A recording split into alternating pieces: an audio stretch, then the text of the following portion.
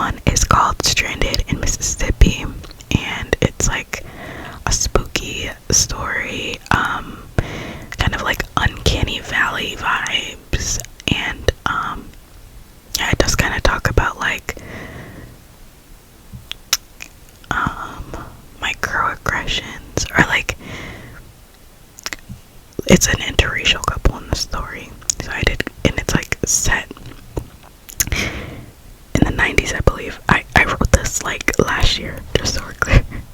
It's set in the 90s, and so yeah, I did kind of like touch on racism, so if that's something that's triggering to you, just letting you know now. But it's definitely like spooky vibes, and yeah, it's just a short story that I wrote called Stranded in Mississippi. Obviously, I do hesitate to put my work online because I don't want anyone stealing my ideas, but I do feel like Uncanny Valley is something that like a lot of writers and artists like create things like based off of this idea. So I feel like that idea is not really original, but like the backstory and everything is obviously original to me. So if you go and copy what I'm telling you, I will give you hell, trust me. I might not like be able to have grounds to sue you, but I will give you hell. Anyway, without further ado, here is Stranded in Mississippi, written by me, Noella. If I'm looking down, I'm gonna be looking down because I'm reading the story, okay? We sped down the freeway in our jam-packed station wagon, racing at about 10 miles per hour over the speed limit. But who reads the signs in Mississippi anyway? That day, I did. I was extremely on edge, staring down at our road atlas. It was 5 p.m., starting to get late, so we figured it was a good sign to stop in Jackson for the night. We were on Route 20, and we just passed some signs for Meridian when John told me he needed gas. We were on our honeymoon and taking our time along the drive to New Orleans. As excited as I was to be here with him, New Orleans was a long way from my home in Boston. Folks in New England were way more accepting of interracial couples than the South was, so I'd heard. It had been over 20 years since Loving versus Virginia ruled that our relationship was legal and constitutional. I thought we had made real progress in our country until my cousin from Georgia asked a million questions at our wedding. "Does his family approve of your marriage?" she asked.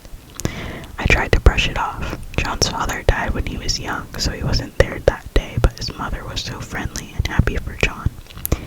Before I could even answer the question, my cousin scoffed. Where I'm from, I could never deal with the scrutiny from my community. I knew it was a lot for people to understand. We came from two totally different backgrounds.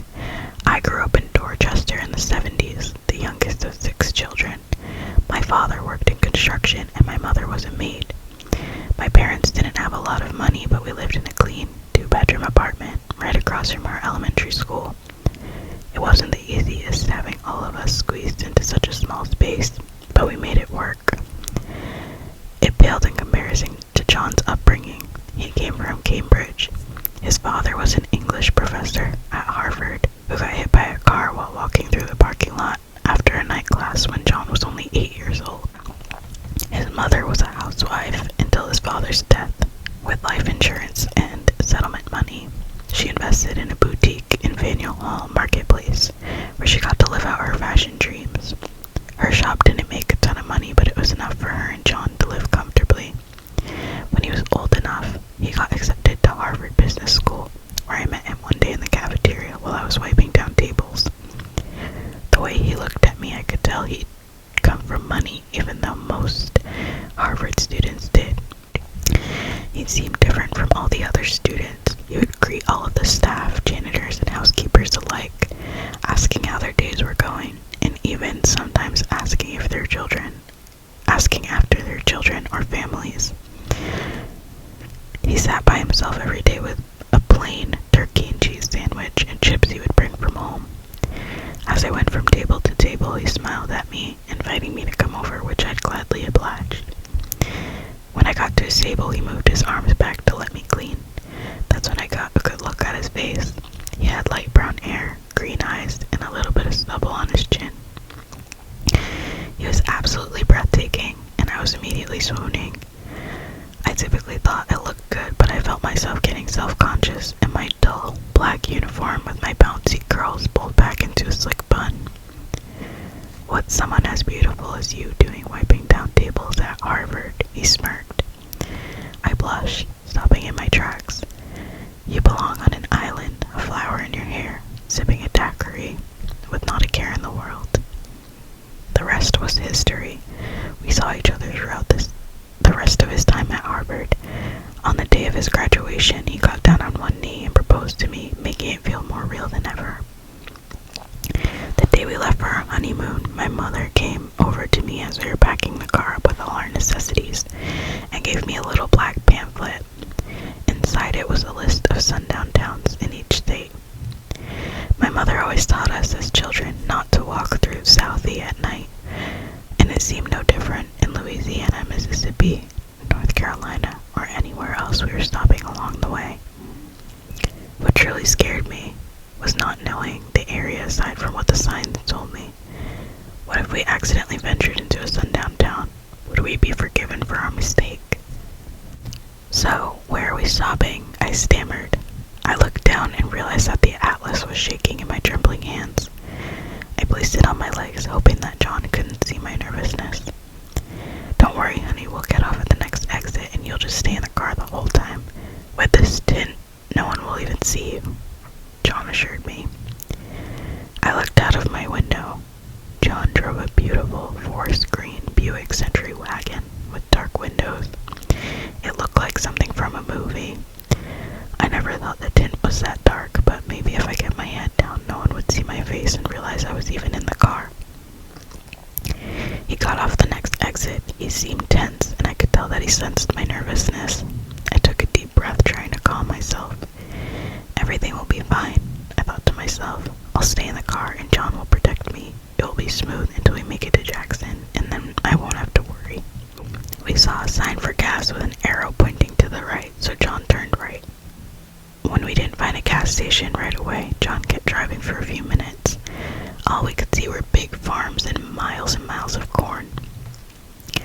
"I'll keep going for a few miles, but if I don't see it soon, I'm turning back around," John said, sighing. "We can't afford to waste any more gas." There was a break from the corn, and when I looked more closely to inspect the plants, I realized it was actually cotton. All I could think about was the playground jokes about my ancestors picking cotton. Is it possible that some of them may have worked in this exact field? After the cotton field, I saw a sign on the left. "Oh, there it is," I quaked. "Thank God." When we pulled in, I saw an elderly woman with a black floral blouse, white slacks, and sandals walking over to her car. It seemed like a church outfit. As we got closer, I noticed she had on huge sunglasses that looked too big for her head. Her top had 3/4 sleeves, and I noticed that her skin was brown like mine. At first I thought maybe she was just a tan white woman, and then I realized that her hair was pulled back into a single long braid and her roots were slightly kinked. Dead giveaway. Needless to say, I was relieved to see another black person. John parked next to the gas pump and opened the door to get out. Before he could give me the instructions to stay put, I opened my door too. "What are you doing?" He stared at me in confusion, his eyebrows furrowed. "Everything will be fine," I assured him. "I'd really like to get some soda." "All right," he relaxed a bit. "Just don't leave my side, please." "I won't," I guaranteed him, feeling much more confident. We walked into the store skeptically, looking around to see if anyone was there. The clerk stood behind the cash register, looking down at a big book. Other than her, there was no one else in the store. I walked over to the refrigerator and grabbed a Coke. John stayed behind looking at the snacks. When we first started seeing each other, he learned that Milky Way bars were my favorite, so he brought one to every date to surprise me. They started to get old for me, but I didn't have the heart to tell him. I just loved to watch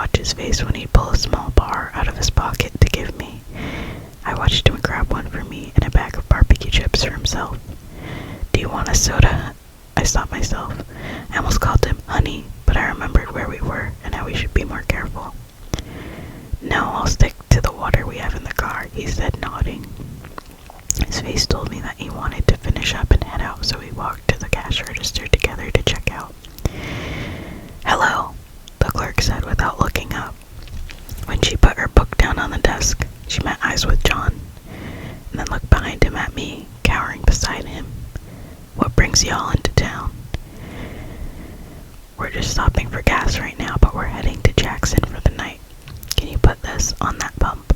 John pointed to the pump our station wagon was sitting next to, right outside the window. He peeked back at me after pointing. I looked down at my shoes. I felt so confident before, but the stern look the clerk had on her face startled me now. She hummed, her lips pressed into a straight line. She looked down at the cash John slid across the counter. Just be careful around here after dark. There it is, I thought to myself, almost wanting to laugh. I can't believe they're so open about it. Would you like a bag? She asked, looking up at John with a blank expression on her face, like she didn't just say something horrible and racist. It's 1989, for Christ's sake. John must have felt that same way as I did, because he looked her in the eyes and scoffed. He started taking the items from the counter one by one. Have a lovely trip, she said, smiling. John stormed out the door, and I followed closely behind. What idiots! Get with the times, he basically yelled. I was grateful that no one else was around. He looked at me with pity in his eyes and said, Darlene, please get in the car. I listened, grabbing our snacks and my soda from his arms. I slid into the car while he angrily unscrewed the gas cap. I sunk into my seat. I wanted to cry. Deep down I knew this would happen. When John proposed the idea of New Orleans for our honeymoon, I almost said no. I always pictured us in Bermuda or Jamaica, somewhere we could lounge on the beach, daiquiris in our hands, sun kissing our skin, just like we always imagined. Instead, John told me how badly he wanted to see the French Quarter at night and experience the smooth, jazzy shows New Orleans had to offer. I didn't want to ruin his dream, so I said yes to New Orleans, planning to grin and bear it. He was the love of my life. If he was happy, I would be too. John jumped into the driver's seat, he said. He sighed, relieved that it was over. I can't wait to get the hell out of here, he said. Me neither. I looked down at the atlas. I didn't know what town we were in, but I knew we'd just passed Meridian on Route 20. So, as long as we got back on, we only had a little bit longer until we got to Jackson. We wouldn't have to stop again for gas, so this would just be a blip in our story, soon forgotten. John pulled out of the gas station quickly, heading the same way we'd just come 20 minutes before. I frowned at the cotton field. Someone's ancestors had to have worked on this field, in a place like this. I was pulled out of my thoughts quickly when we heard a huge thud and the car began to swerve. I braced myself, not knowing where this had come from. Shoot! John screamed, moving his arms rapidly and trying to gain control of the car. Thump, thump, thump, thump, thump. The car rumbled as we came to a stop. John threw the car in park. He was breathing heavily, gripping the steering wheel with both hands. I didn't know what to say or do, but I felt a lump gathering in my throat. I tried to slow my breathing. I felt like I could be the cool, calm, collected wife who handles this with ease and gets my husband to relax, but I was so stressed that I had nothing to say. John kicked the door open in a snap. Do not open the door or get out, John snapped. He slammed the door as soon as he was out, looking into the window at me. I think he felt bad that he'd snapped at me because his face changed and he said, I love you. I love you, I mouthed, hoping he wouldn't hear me through the door. He walked around the car slowly, inspecting each tire. When he got to the back passenger side tire, he knelt on the ground for a few minutes. He walked back to the driver's side door and slid into the car. I think I hit a glass bottle or something of that sort, he sighed, sounding resigned. The back tire is completely torn. I stared at him in disbelief. Don't you have a spare in the back end? I asked. I just used it a month ago when I hit a trash can, he said, sounding extremely frustrated. My immediate reaction was anger.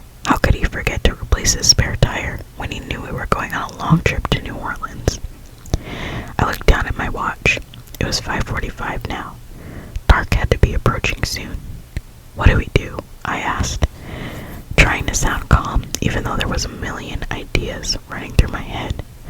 My main thought was, how can this be happening right now?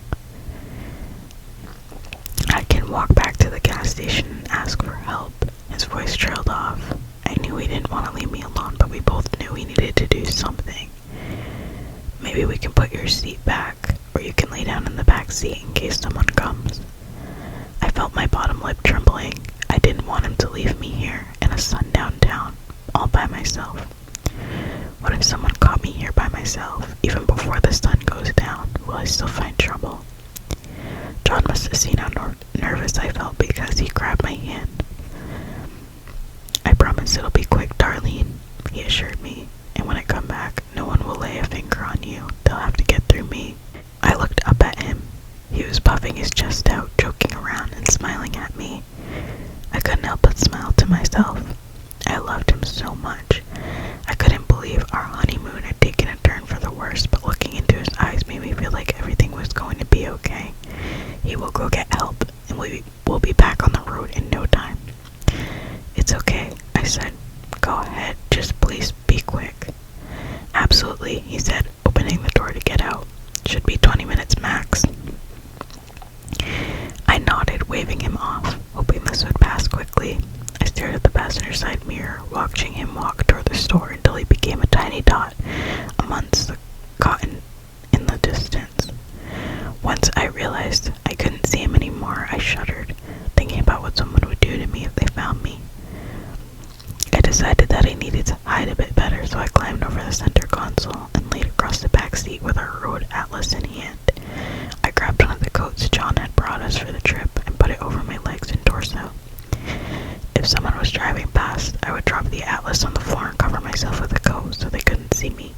It seemed like a brilliant plan, but no one drove by. Instead, my eyes glazed over the atlas until it grew dark, and I could no longer read it.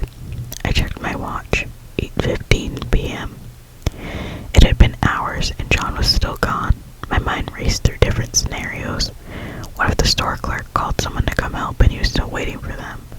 What if the clerk hurt him? What could I do from the backseat of the car? I sat up and looked through the back window, but there was still no sign of John, and I definitely couldn't see the gas station from the car. My stomach grumbled, and I figured it would be a good time to drink my soda and have my Milky Way bar. I reached to the front seat to grab them, but the Milky Way bar jumped out of my hands and onto the floor of the passenger seat. I leaned forward, trying not to fall, and grabbed the bar. When I finally sat back in the back seat, I looked up at the rearview mirror and saw headlights. I immediately ducked, pulling the coat over me. I tried to lay myself as flat as possible onto the seat so that no one would detect me. I laid waiting for the car to pass and tried to slow my breathing. Suddenly, I heard car doors slamming. I peeked out from under the coat, hoping it was John. All I could see was the cotton beside the car, now lit up by the headlights. It doesn't appear that anyone is here, a voice said. It didn't sound quite human. It reminded me of a robot or something from Inspector Gadget. There was no emotion in the voice. I kept peering out from behind the coat, hoping to see where the voice was coming from. I repositioned myself, hoping to get a look at the side mirror. I couldn't quite reach it, but when I looked back at the window, there was a face staring at me. I jumped.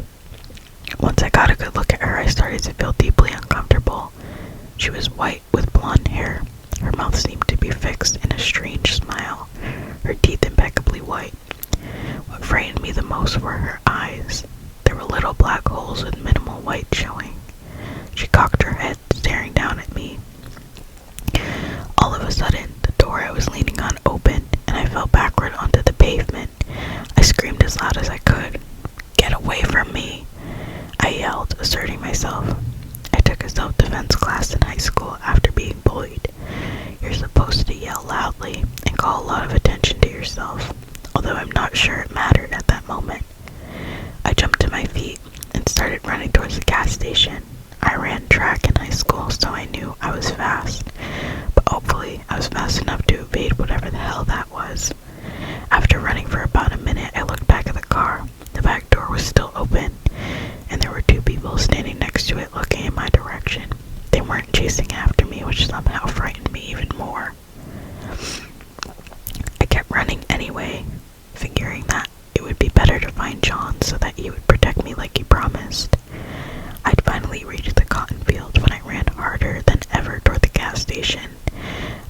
was almost there. I just had to push myself a bit further. I could finally see the sign, and it kept me going. Once I hit the parking lot, I noticed that the gas station was closed and all the lights were off, but I found John sitting on a bench next to the door. I stopped running and put my hands on my knees to recover. I couldn't stop breathing heavily, and I felt like I would faint. It was then that I remembered that I didn't get to eat my chocolate bar. John, oh my God, I breathed. Something broke into our car. I think it tried to attack me. I looked up at John. He was perfectly still, staring at me. He hadn't moved an inch since I got to the parking lot and saw him. John, I said, walking toward him slowly. As I got closer, I realized that he had the same weird smile as the two people, robots, that just came to the car. My body started to shake again as I realized that there was a butcher's knife laying across his lap. John, it's me, Darlene, I stammered. What's going on? Is someone coming with a spare tire? He stood up, almost mechanically, like someone was controlling him. He held the knife in his hand, pointed at me. I started to back away. I peeked behind me and realized that there was a person standing there. I turned sideways, attempting to face both of them at the same time. The other person had the same face, a weird smile and black holes for eyes. What am I supposed to do now? The only thing I could think of was trying to lose them. I darted into the cotton fields, looking for a path, but finding nothing but more cotton. It was hard to run in the cotton. I was slowing more and more each second. I imagined that John and the others wouldn't be able to reach me. I wasn't sure that this was the best idea, but I had nothing else left to do. Suddenly I felt the air hit me, a clearing. I stopped running and turned around to see if there was any movement. It was hard to see in the moonlight, but I couldn't hear anything. I stopped to take a moment to recover and relax my breathing. Out of the corner of my peripheral, I saw someone standing in the cotton next to me. The wind blew gently and I saw the outline of an afro. Oh, thank God, I said. I'm being chased. We have to get out of here so we don't end up strung up on a... The man stepped into the clearing. He wasn't smiling like the others, but his eyes looked like black holes like the others. He was wearing all black and walking slowly towards me. When I looked down at his hands, I realized he had an axe. This can't be happening, I muttered. All of a sudden he jumped toward me and I felt cartilage in my shoulder crack. I looked down and realized that the axe was stuck in my arm. I watched the flesh disconnect from my bone and blood start pouring out. I looked up at the man one final time before everything started to look hazy.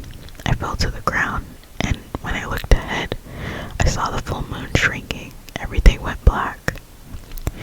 When I came to, I realized I was tied to a tree. My arm was still attached, but there was a giant open gash where the axe once was. I could see my bones and all the muscles that were attached to them. I looked around and realized there were people lined up in a circle around me. They weren't holding hands or chanting, which seemed like a good sign, but they were staring at me, which made me feel uneasy. Oh, you're awake. How delightful. A man's robotic voice boomed from behind me. As I looked around at the people, everyone started to smile more deeply, still staring at me. Before I knew it, he was standing in front of me. I flinched and closed my eyes, expecting the worst after the axe had nearly cut my arm off earlier. He came closer and yelled, "Look at me!" When I opened my eyes, I realized it was John. He was holding a scalpel. No, I stammered. Please, honey, we can just get back in the car and go home. But I knew we weren't going home together, not after all this. John laughed, grabbing my forehead with one hand and slicing behind my right ear with the scalpel. I felt the sharp pull of the knife across my skin and then searing pain.